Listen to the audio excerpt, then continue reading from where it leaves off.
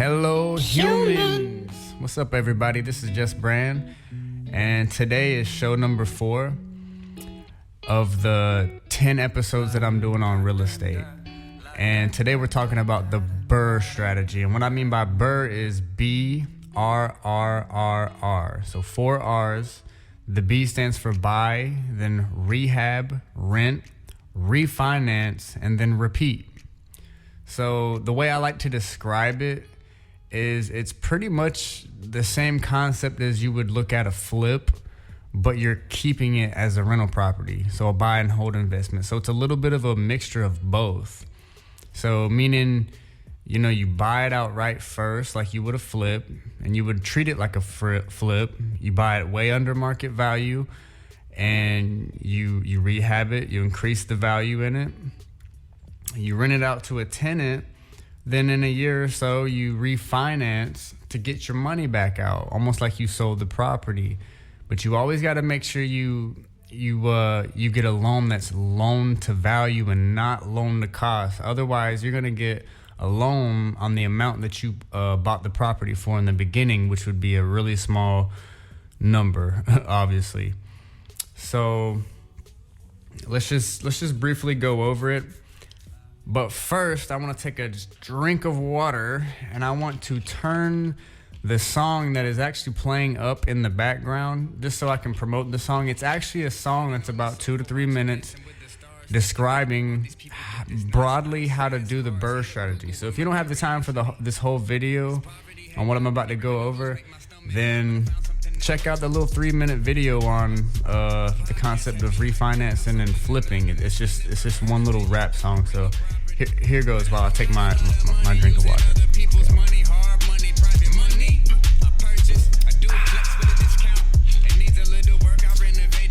Okay, and we are back.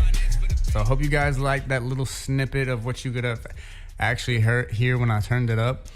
So go check that video out if you like. But right now, let's get into the BRRRR strategy again. We're gonna go over it a little bit more thoroughly than what I just did. So we're buying a property. Let's say the property, after we repair it, is worth $100,000. Okay, I usually use that broad number just to keep things simple. And we're buying the property at a discounted price for $20,000 because it needs a bunch of work. Actually, about $25,000 worth of work.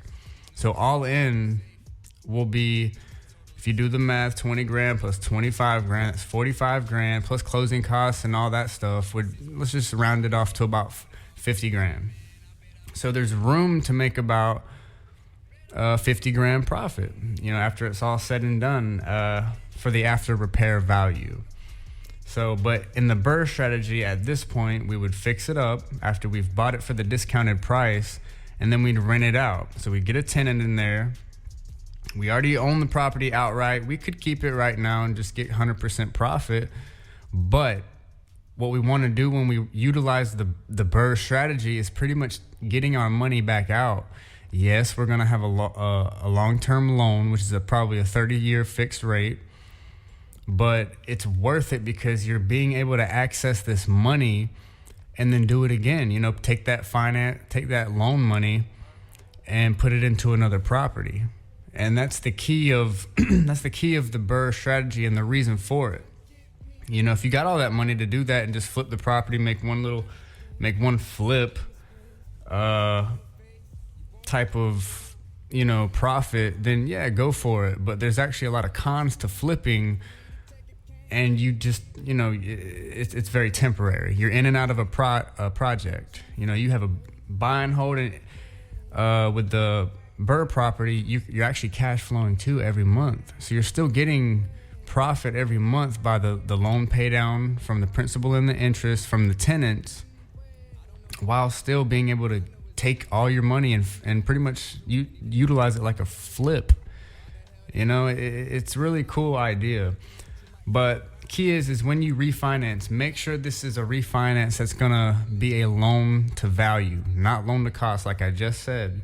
Because when you refinance, typically you only get maybe 75 to 80% of your loan, because this lender still wants you to keep equity, some sort of equity in the deal, just so they know it's more secure. So they're not going to give you exactly 100% of your profit. So that's the downside of it. You're not getting the entire amount of profit you would have be able to get in a flip.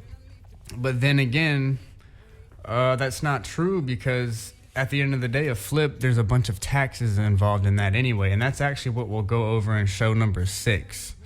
You know, I go over the flipping versus BRRRR show. That's show number 6. So if you guys want to like really peek into the details on the pros and cons of why I feel like a BRRRR is just more productive and more, I don't know, it's just better in my opinion to do more BRRRRs than actual flips. Yeah, I'd flip. It just depends on the numbers and whether or not I'd really want to hold it as a long-term investment. You know, that's what really determines whether I'd want to flip a property or not. And by the way, shout out to Bigger Pockets, because they're actually the guys who really came up with the phrase. I mean, they didn't come up with the idea of it. Like, it's always been around to use the strategy of buying something that's a fixer-upper, then refinancing it later to get your money back and then doing it again. That's always kind of been around. But like the guys at Bigger Pockets, you know, Brandon Turner, David Green, Josh Dorkin, you know, and others, like those guys are the like where it kind of came from. You know, a few years ago when they got their thing running, and I really love their show. I've actually learned a lot just by listening to the Bigger Pockets podcast. And shout out to David Green on the recent book that he just released called BRRRR. It's BRRRR, and yeah, it's just the name of the book. It's all about the BRRRR strategy. So yeah, if you guys get a chance, check that out. You know, it's on Amazon, biggerpockets.com, and I'm not getting paid off of, you know, promoting this guy's book. It's literally just something that I really value, and then I almost keep on me every day just to go back in and, you know, relearn things that I may not be thinking about on the day-to-day. So it's a really good read. There's a lot of good reads. You know, Brandon Turner actually wrote a really good book on real estate, a couple of them actually, and one of them was with his wife, and so is Josh Dorkin, you know. So yeah, go check out books, because books are what's really going to give you the insight of an investor's personal mind and like how they go about things personally. Their mistakes are in there, their good days, their bad days are all in these books, and you can learn from that and utilize it in your own investing. So yeah, these podcasts are good. You know, they give you a good overall look at what the, you know, idea of real estate is and stuff like that. But when you really want to do some research, like go find good books to read, guys, and there's a bunch of them out there. I know a lot of people start off by reading Rich Dad Poor Dad, and that's a really good book to get on if you don't have any idea what investing is in general. It's just kind of the way to grab you into it. But find other books that are actually going to go in depth on things that you need to know. So yeah, that's all I had to say about that. The guys at Bigger Pockets, you know, they've done a lot. So go check them out and follow them if you don't already. But more than likely, you probably do if you've already found my channel. So they have a lot more material and views on real estate education. So that wraps it up for show number 4 on the BRRRR strategy, which is, once again, buy, rehab, rent, refinance, and repeat. So I hope you guys got a lot of value out of this, and I hope I'm able to word things to where you can understand, hopefully.